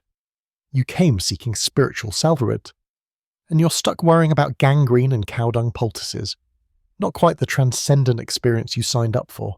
This period of enforced rest, if you can call it rest with a throbbing foot and 20 snoring companions, forces you to confront things other than just the physical act of walking. You have time to think, maybe too much time. You think about why you started this journey, what you hope to achieve, and whether it's worth enduring this misery. You look at your foot, angry and swollen, and wonder if it will ever carry you the hundreds of miles still ahead. It's not just a medical crisis, it's an existential one. viewed through the hazy, pungent lens of medieval infirmary air. And then, slowly, agonizingly, there might be a tiny sign of improvement. The throbbing might lessen slightly, the angry red might fade to a duller pink. The oozing might slow down. It's not a miraculous Hollywood-style recovery, but a grudging, incremental improvement. A sign that maybe, just maybe, your body is fighting back, overcoming the injury despite the best efforts of medieval healing methods and the ever-present threat of infection lurking in every shadow and unwashed hand. You cling to these small signs like a drowning person to driftwood. Because the alternative is contemplating turning back, and that feels like a deeper failure than any physical pain. Okay, so the worst is over. You've survived the medieval infirmary experience, your foot, bless its stubborn heart, hasn't fallen off, and the angry red has settled down into a dull ache. The poultice, whatever bizarre concoction it was, has been removed, leaving behind skin that feels both tender and strangely numb. The day comes when the healer, or whoever was in charge, gives you the nod, a grunt of approval, maybe a mumbled prayer, indicating you are perhaps no longer actively dying from your foot. Time to face the music, time to try and walk again. Getting back on your feet after days or weeks of being laid up is an experience. Your muscles feel like jelly, your joints creak in protest, and your injured foot feels like it belongs to someone else entirely. You sit up, swing your legs over the side of the straw pallet, and just look at the floor. It suddenly seems very, very far away. Every instinct screams at you to stay put, to cocoon yourself in this hard-won relative comfort. But the road calls, or rather the nagging fear of not reaching your destination, of wasting this entire arduous journey, calls much louder. Gingerly, oh so gingerly, you put the healthy foot down. Then, with a deep breath that feels entirely inadequate for the task ahead, you lower the injured one. The first touch of the cold, hard ground sends a jolt right up your leg. It's not the searing, unbearable pain of before, but a deep, bruising ache. A protest from tissue that's been pushed to its limit and beyond. You test it. A little weight, then a little more. It holds. Shakily, you push yourself up to standing. Every fibre of your being is focused on that one point of contact between your foot and the floor. It's like learning to walk again, but with the added excitement of knowing one wrong step could send you right back to square one, or worse.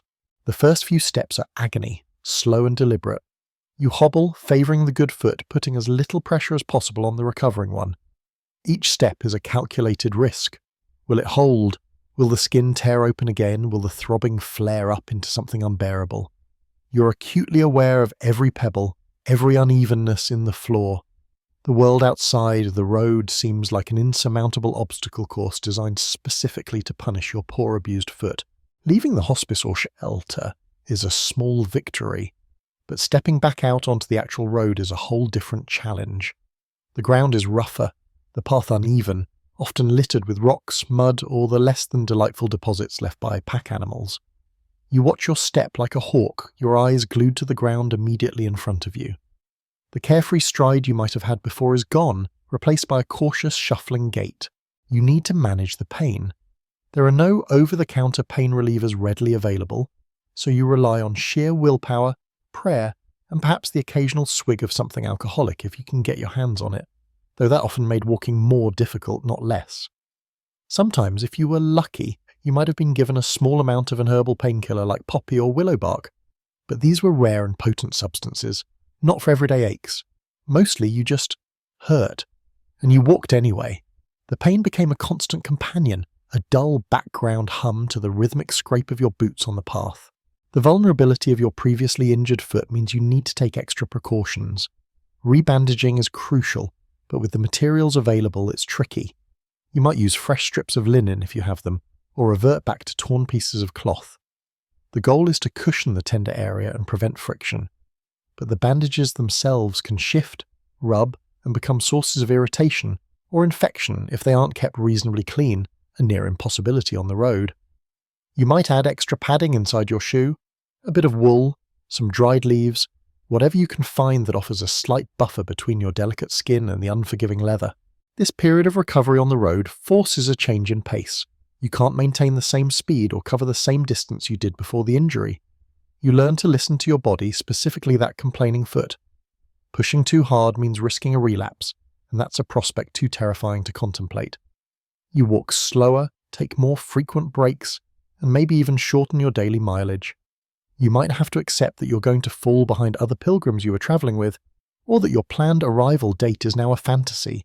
It's humbling, frustrating, but necessary. A mainstream historical fact relevant here is the commonality of injury and illness on long pilgrimage routes. These journeys were physically demanding and hygiene was poor, making issues like foot problems, dysentery and fever constant threats. Many pilgrims didn't complete their journey due to such setbacks, or they took much longer than initially anticipated. It wasn't just a spiritual test, it was a gauntlet for your physical constitution. A quirky or fringe tidbit is the practice of some pilgrims carrying small stones or pebbles in their shoes or pockets throughout their journey, intending to leave them at a shrine as a symbolic offering of the burdens they carried. After a significant injury, maybe you'd pick up a particularly jagged stone, a physical representation of the pain and delay your foot endured, to be left at the end of your trial. Or maybe you just wanted something else to focus on besides the ache. Historians still argue whether the high attrition rate on medieval pilgrimages was primarily due to physical hardship and lack of medical care, or if psychological factors like discouragement, homesickness, and loss of faith played a more significant role in people abandoning their journeys.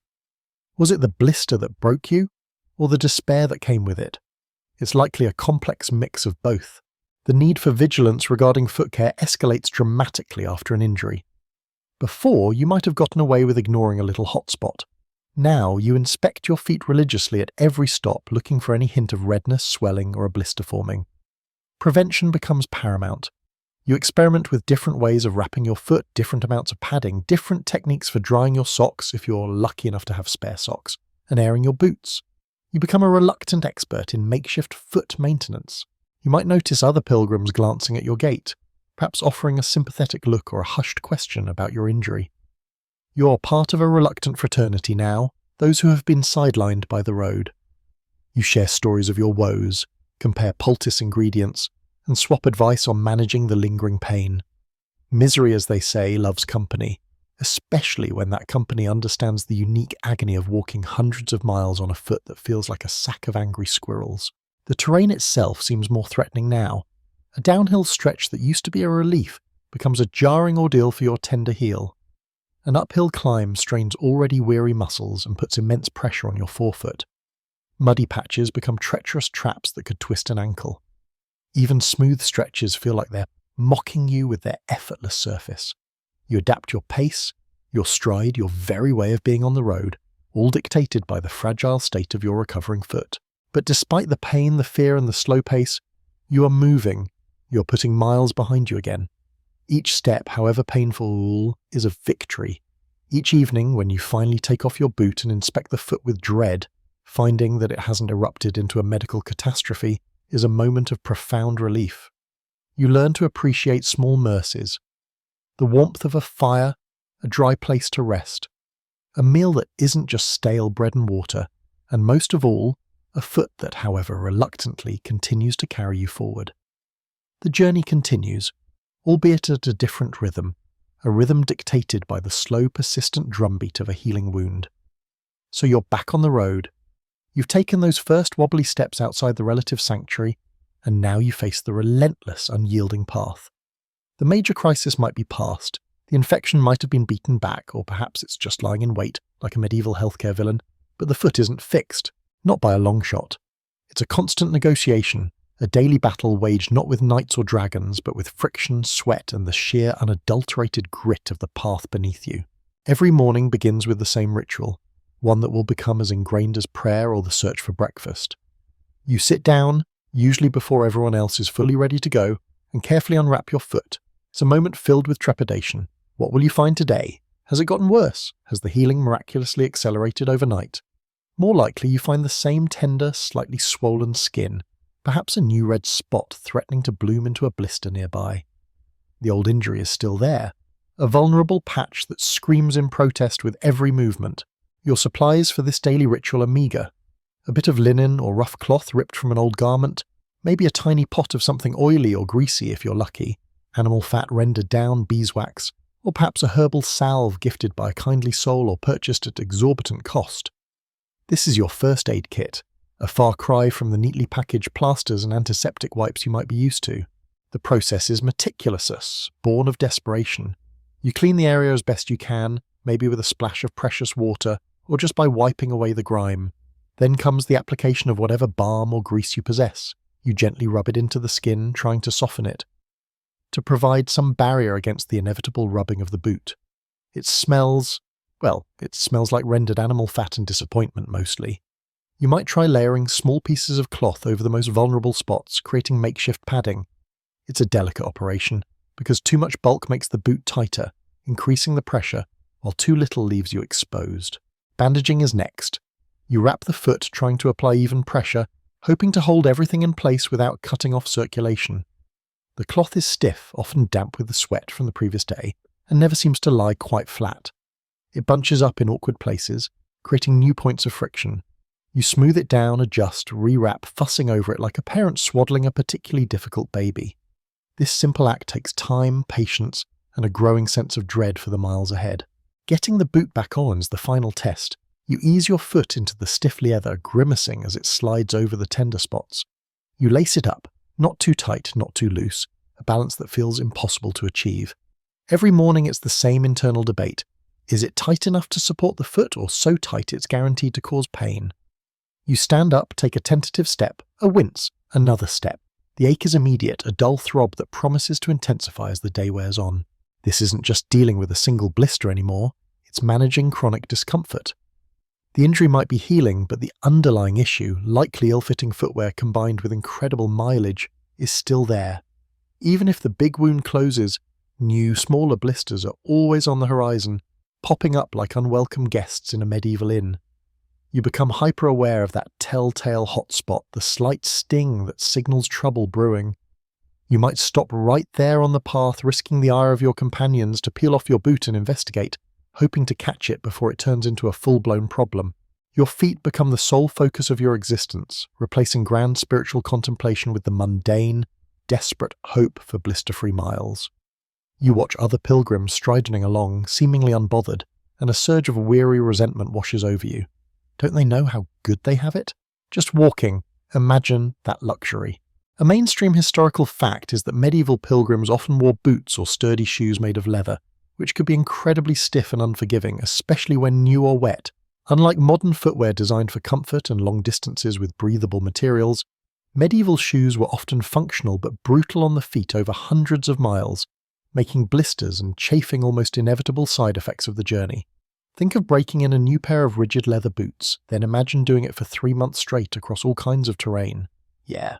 A quirky or fringe tidbit about self-care on the road involves pilgrims carrying various lucky items or small amulets believed to offer protection, including protection from physical ailments. While not a direct medical treatment, the psychological comfort of believing a blessed pebble or a snippet of fabric from a holy site could ward off blisters might have been as potent as any greasy salve for some travellers. It's less about the science, more about hoping divine intervention would spare your souls. Historians still argue whether the knowledge of effective herbal remedies for wound care and pain relief was widely shared among the general population or largely confined to trained healers and religious orders. Did the average peasant-turned-pilgrim know how to brew a willow bark tea for pain? Or were they relying purely on folk remedies and luck passed down through word of mouth? It's hard to say how much genuine medical knowledge filtered down to the boots-on-the-ground pilgrim. The constant vigilance is exhausting. You learn to walk with a slight shift in weight, a tiny adjustment in your stride, trying to relieve pressure on the tender areas. You avoid certain terrains if possible, detour around rocky patches, or pick your way across them with agonizing slowness. Every evening, washing your feet, if water is available and not frozen solid, comes a brief moment of relief, followed by the same anxious inspection, the same greasy application, the same awkward rebandaging. It's a cycle of pain, maintenance, and fragile hope. You might try wrapping your feet in socks before putting on your shoes, which sounds obvious now, but socks were often thin and made of rough wool or linen. Maybe 2 pairs, double the potential for bunching and rubbing. Maybe soak your feet in warm water at night. If you can find a basin and a fire, sure, but often you're sleeping rough and water is a precious resource needed for drinking. This isn't glamorous history. This isn't about noble knights or grand cathedrals, though you're walking Tupul and Hua one. This is the nitty-gritty reality of getting there. It's about the slow, persistent ache, the smell of stale sweat and animal fat, the constant nagging worry about your feet.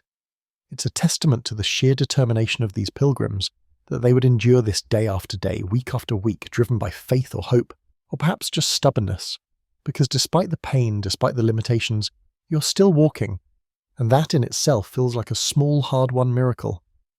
You're walking, yes, but are you really here? The path stretches endlessly before you. The sky is the same indifferent grey or blistering blue it's been for weeks. Your companions chatter or trudge silently beside you, but your world has shrunk. It's compressed down to the size of your boot, maybe even just the space between your toes.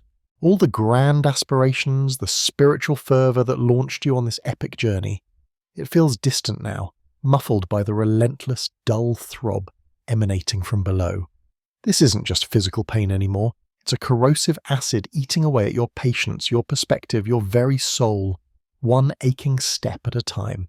Constant discomfort is a kind of torture, a low-grade hum that never switches off. It infiltrates every thought.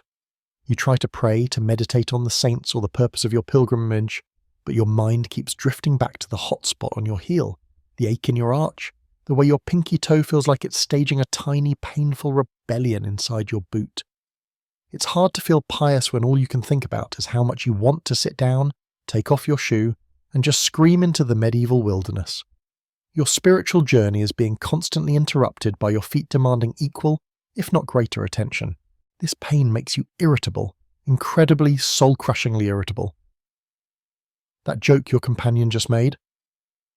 Not funny. The way they're walking slightly too fast? Infuriating. The sound of their chewing at dinner? Might be the final straw. You find yourself snapping at people for the smallest things, or retreating into a shell of silent suffering, unable to muster the energy for pleasantries or shared stories. Your companions, who started this journey alongside you, begin to feel like obstacles, like walking, talking reminders of the agony you're enduring, while they seem relatively unbothered. You become a walking, wincing embodiment of misery, and nobody wants to hang out with that guy. The world outside your immediate pain starts to blur. The picturesque village you pass through, you only notice the uneven cobblestones that jar your injured foot. The stunning vista from the hilltop, all you care about is whether the downhill slope will be easier or harder on your blisters. Every interaction is filtered through the lens of, how will this affect my feet? Will stopping for this conversation make my feet stiffen up? Will carrying that small item for someone add too much weight? It's a self-absorption born of necessity, but it isolates you nonetheless. You're in a crowd, but you feel utterly alone with your suffering. There's a peculiar psychological burden in the mundanity of the pain. If you were fighting a dragon or scaling a sheer cliff face, the pain would feel heroic, part of a grand struggle. But this is pain caused by walking, the most basic human activity. It feels ignoble, frustratingly ordinary. Like, really? This is what's bringing me low? Not philosophical doubt or a crisis of faith, but literally my socks. It's hard to feel like a noble pilgrim when your main adversary is your own footwear. This constant low-grade suffering can also chip away at your motivation. You started with such conviction, such purpose. Now every morning the first thought isn't of the holy destination, but of the inevitable pain that begins the moment you stand up. It becomes a mental hurdle just to begin the day's walk. You might find yourself lagging behind, fantasizing about finding a nice ditch to lie down in forever, or maybe just catching a ride on a passing cart, which, let's be honest, probably jolts worse than walking anyway. The spiritual reward feels incredibly far away when the physical cost is so immediate and so high. A mainstream historical fact is that medieval accounts of pilgrimages, while often focusing on the spiritual aspects and miraculous events, also frequently mention the immense physical hardships, including foot problems, exhaustion, hunger, and exposure. Chronicling the struggle was part of the narrative, highlighting the sacrifice required. It wasn't just a pleasant stroll to a holy site, it was understood to be a grueling ordeal that tested the pilgrim's resolve in every way, including mentally. A quirky or fringe tidbit relates to pilgrims sometimes developing a sort of gallows humour about their physical state. Surviving accounts or folklore occasionally feature dark jokes about missing toenails, feet that resemble raw meat, or the sheer absurdity of travelling hundreds of miles on feet that felt like they were made of glass. Laughter, even dark, morbid laughter, could be a coping mechanism against the relentless pain and discomfort. My feet hurt so much I think the devil himself is using them as pincushions. Probably got a few tired chuckles back then. Historians still argue whether the physical suffering of pilgrimage was seen purely as a penance and a test of faith, or if there was also a more pragmatic understanding of bodily limits and the need for practical care. Was enduring pain a sign of piety, or just an unavoidable consequence that people dealt with using any means available, sacred or mundane? It's a complex interplay of faith, endurance, and basic human biology. You might try bargaining with yourself. Just make it to that tree, then just to the next village, then just until sunset. The long-term goal is broken down into tiny, manageable, agonizing increments. The vast distance ahead feels insurmountable, but perhaps you can force yourself through the next 100 yards. It's a mental trick, a way to survive the overwhelming feeling of being stuck in a cycle of pain. Sleep offers a temporary escape, but even that is often disturbed by aches or the need to reposition your sore feet. Waking up stiff and facing another day of pain is a profound psychological challenge. It requires a level of grit and determination that you didn't know you possessed, or maybe didn't want to discover. You become intimately familiar with the subtle shifts in your mood, directly correlated with the intensity of the pain. A slightly better foot day. You're almost cheerful, a bad one, don't even look at you. This journey, intended to be a spiritual elevation, has also become a brutal lesson in humility and the limits of the human body. You are reduced in many moments to the raw, animalistic focus on survival and the alleviation of pain. The grand ideas take a back seat to the urgent reality of your screaming feet.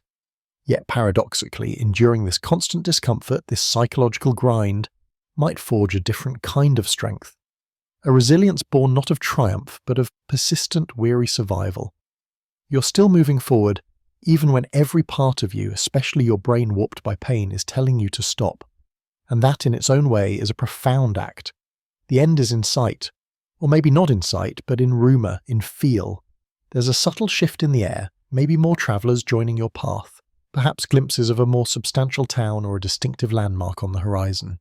The pain hasn't vanished, oh no, your feet are still staging their furious rebellion. But the psychological weight shifts just slightly. The relentless grind is giving way to anticipation, a fragile bloom pushing up through the cracked, dry earth of your exhaustion. Every step still hurts, but now each one also brings you closer to the finish line. You're no longer just walking away from where you were, you are walking towards something specific, something promised. That nagging question, is this even worth it? That echoed in your mind during the worst days starts to fade, replaced by a different kind of wonder. What will it feel like? What will you see? Will the sacred site live up to the legends, to the immense suffering you've endured to reach it? Or will it just be there? Another building, another street, but this one imbued with centuries of longing, prayer, and the collective ache of countless feet just like yours. You are joining a vast, silent army of the footsore arriving across the ages. You might start to see more signs of the pilgrimage industry. Yes, even back then. Little stalls selling relics, some definitely more legitimate than others. Wink wink, nudge nudge. Local guides offering their services, probably promising a shortcut that doesn't involve wading through a swamp, unlike the one you took last week. And places offering basic lodging and, crucially, services for weary travellers. Someone might even offer to look at your feet, for a price, of course. Imagine, a medieval foot spa, probably involves leeches or something delightful. As you get closer, the atmosphere changes. There's a buzz, a convergence of people from all different paths, speaking different languages, wearing clothes you haven't seen before. You've been in your isolated bubble of pain in your small group. Now you're part of a larger current flowing towards a single point. It's overwhelming, a bit jarring after weeks of quiet paths and smaller villages, but there's also a sense of solidarity. You look at the faces of the arriving pilgrims. Some look ecstatic, some look utterly broken. Most look like a combination of both, just like you feel. You share a silent understanding, a bond forged in blister pads and mutual misery. Then you see it. Maybe it's the spire of the cathedral, the walls of the holy city, or the specific landmark that marks the culmination of your journey. It might still be miles away, a hazy outline on the horizon, but seeing it is a jolt. It's real. This incredibly distant, almost mythical place is actually there. Your pace might quicken slightly, fueled by a surge of adrenaline and pure, unadulterated relief, even as your feet scream in protest. It's like your body is finally being overridden by your will, just for these last few steps. The final stretch is a blur of anticipation and pain. You're walking on fumes, propelled by the sheer momentum of having come so far. You pass through gates, Walk down streets that are wider, busier, more permanent than the dusty tracks you've been following. The sounds change, the clatter of carts on stone, the murmur of crowds, the chiming of bells. The smells change too: wood smoke, cooking food, incense, maybe a faint whiff of something less pleasant because, well, it's still the Middle Ages. And then you're there, standing before the cathedral doors or the shrine or whatever the sacred heart of this place is. Take a moment. Just breathe.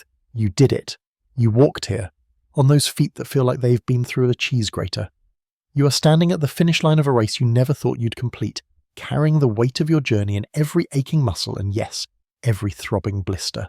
A mainstream historical fact about arriving at major pilgrimage sites like Santiago de Compostela or Rome is that pilgrims often shed or left behind items associated with their journey: broken shoes, staffs, even clothes, symbolizing the shedding of the burdens and sins they carried, or simply marking the end of the physical trial.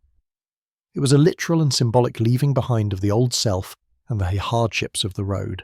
A quirky or fringe tidbit is that in some locations, arriving pilgrims would be offered small specific gifts or tokens unique to that shrine, like a scallop shell at Santiago, or a papal bull of indulgence in Rome.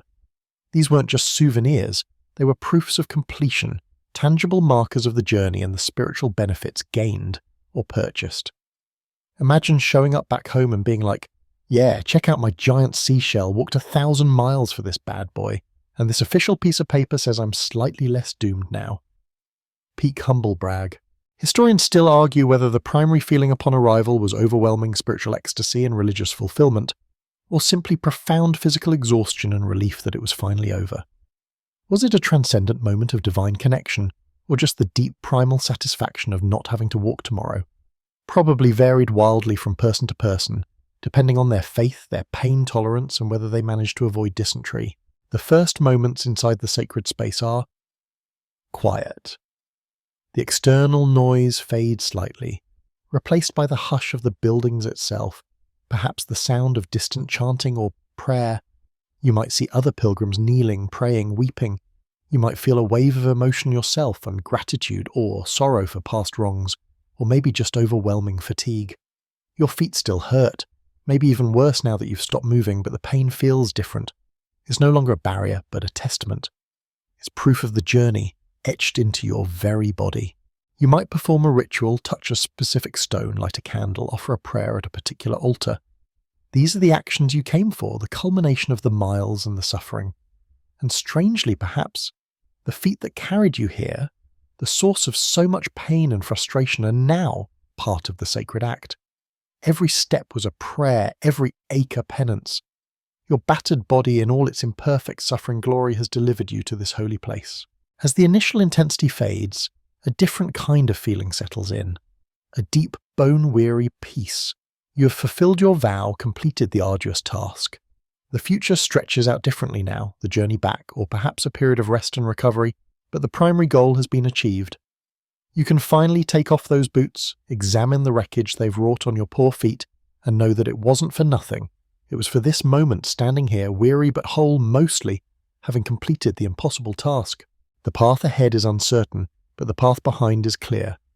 You walked it, every single painful mile, and those pilgrims, the ones who managed to avoid the worst of the blisters, they probably still had their own struggle, their own pains. Maybe yours, in a weird, twisted way, made the arrival feel even more profound, more earned. You didn't just arrive, you survived the arrival. Now, as the image of arriving at that ancient, distant destination begins to gently recede, feel yourself settling back here, in your own space, in your own time. The echoes of those weary footsteps fade. The murmurs of medieval pilgrims soften into silence. Let the thought of discomfort and long journeys dissolve, replaced by the quiet comfort of your own bed, the stillness around you. The history is played out. The story is told. There's nothing left to do now but let yourself drift. The weight is off your feet, the path is gone, and all that remains is the soft hum of the night, lulling you closer, closer to sleep. Allow the silence to deepen, the stillness to settle, and surrender to the gentle pull towards rest. Sleep now, knowing you made it to the end of the story, safe and sound in your own comfortable space.